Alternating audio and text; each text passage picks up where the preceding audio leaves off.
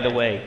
I mean, you have conservative Jews living on the West Bank, okay, that are constantly pushing and gaining more land and building settlements. Okay. What was that? That was probably Yu's son. I don't know. No, that was Kayla. Oh, okay. Let me tell you, I'm against that. Okay, if part of the request is to sit down at the table is that no more, and this is what President Obama said as well. Stop with the developing of communities in the West Bank and pushing into Gaza. Now, I could understand why the Palestinians don't want to sit down at the table as long as these conservative Jews continue to take land that right now is not theirs.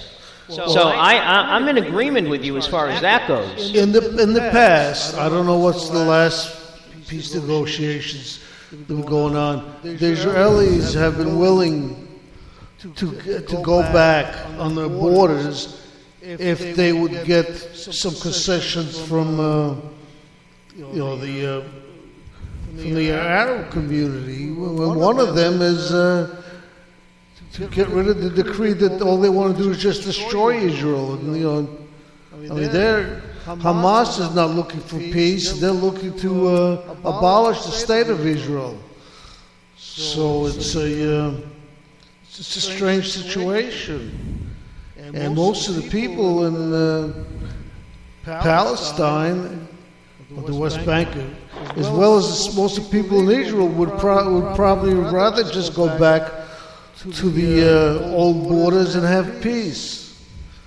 But there's radical. Let me ask you this question as a host, though, if I may just interject again, because the lady got to speak. But I think any people may have that feeling if you're constantly bombing to get land.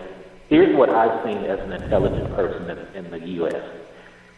For the past 30 years of my life, every time they bomb, they get more land.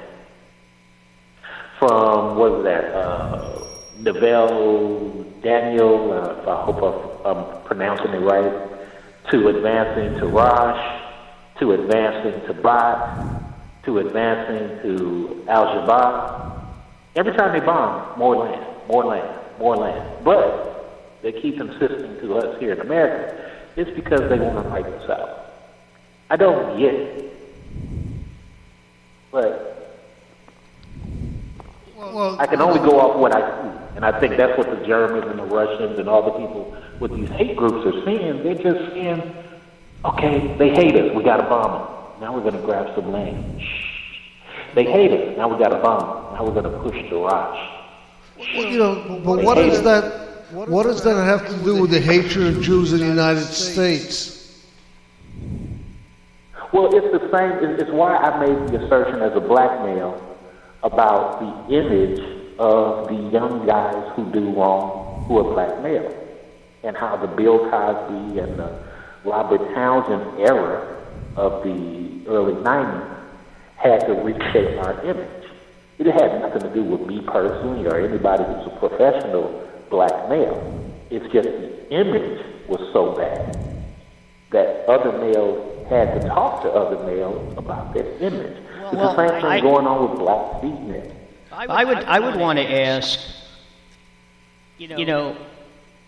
when we study history and we learn about Congress of Racial Equalities, the NAACP, these organizations would not exist if it wasn't for Jewish money, because the Jews, the bottom line is, the Jews in the African American community, as I said before, have more in common than they have different. Okay, being oppressed people.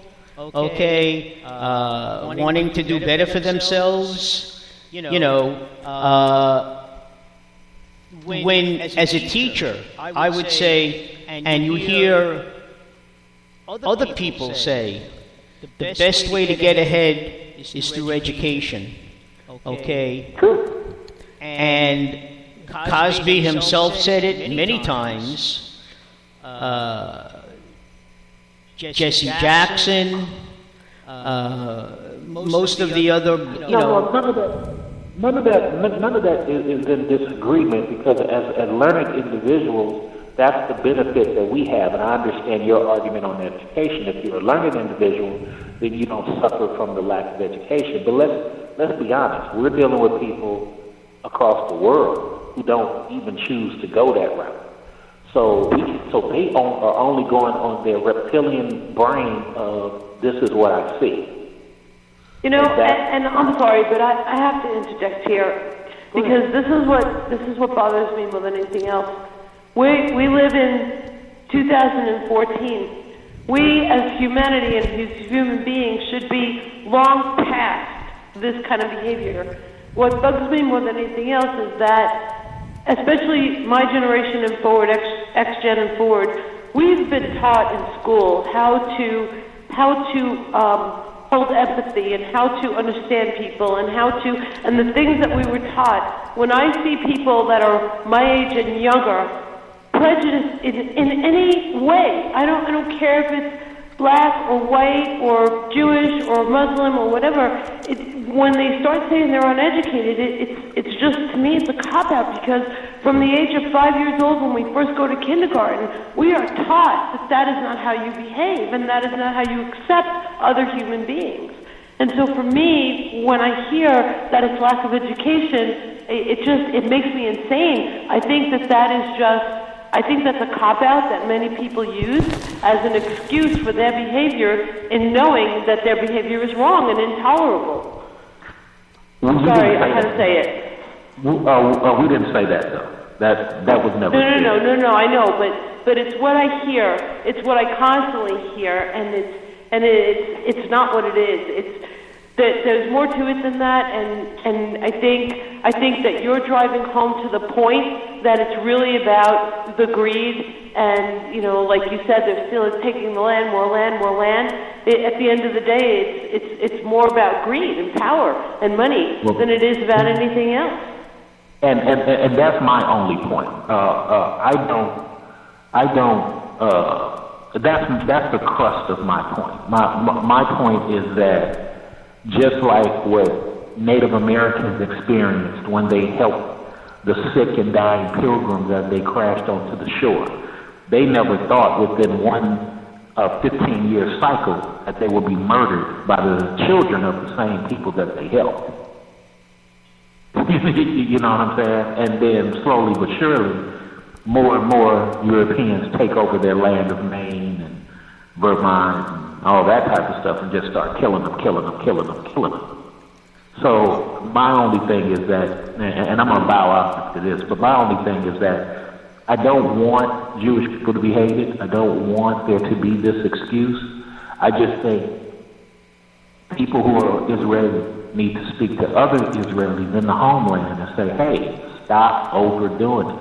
This is too much. We were all the way up in, Husan or something like that. Now we're all the way sure. Here's the other point to that, is that, as an American, and I am first-generation American, born in the U.S., what I see is that we are so disconnected and far disconnected from our ancestors and the ties that go back to whatever our homeland may be.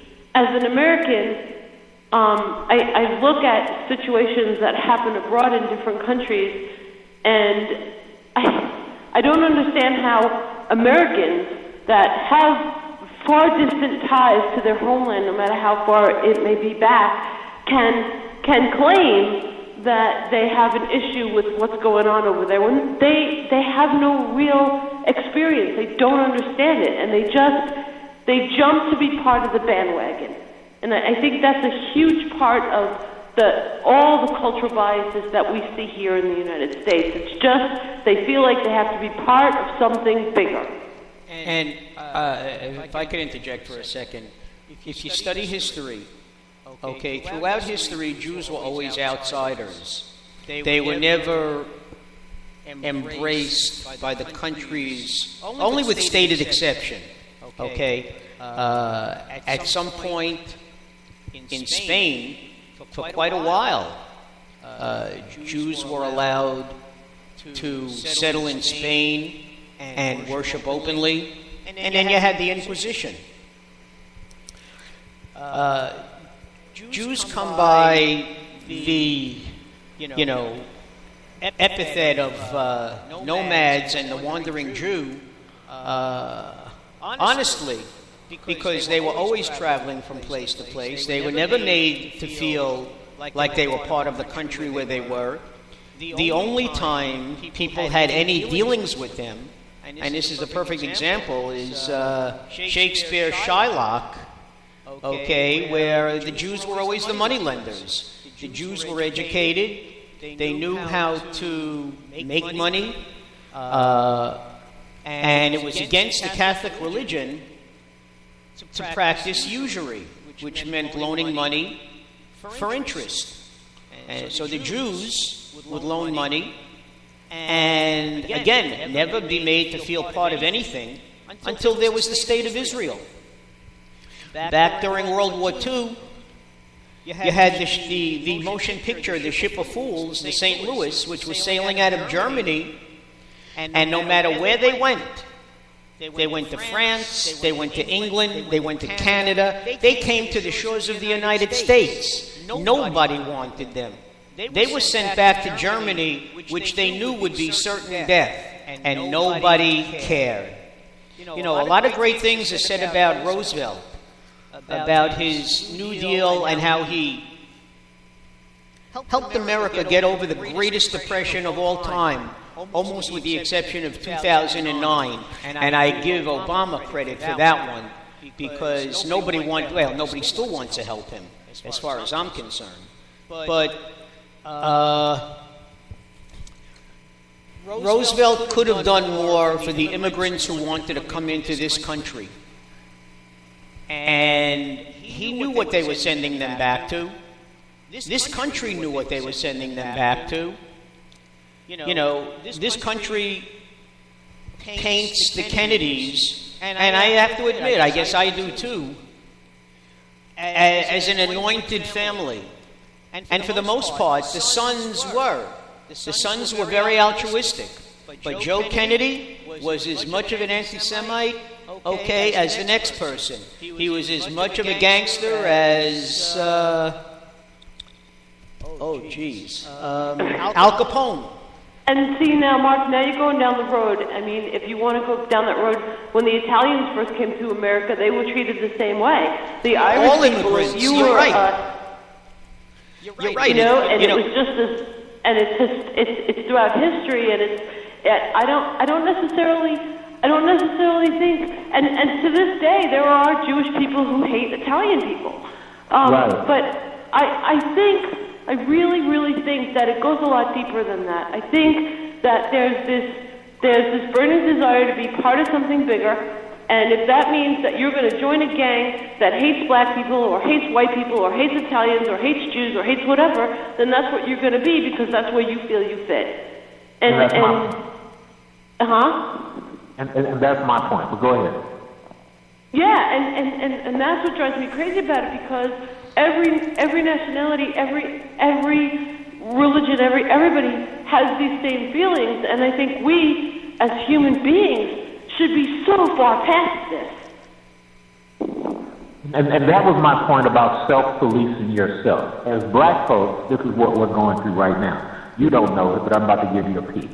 Now we have this internal thing amongst black Americans.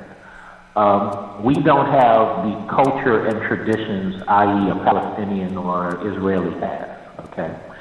So, because as she stated, we don't have that connection to our motherland, whichever that may be, whether it's Caribbean or whether it's African. So what we now have is this development amongst us where we're saying, okay, this internal war between men and women in the black community, to where we're trying to redefine who we are now that we're making money and getting land and things of that nature. Because people who come from a classic traditional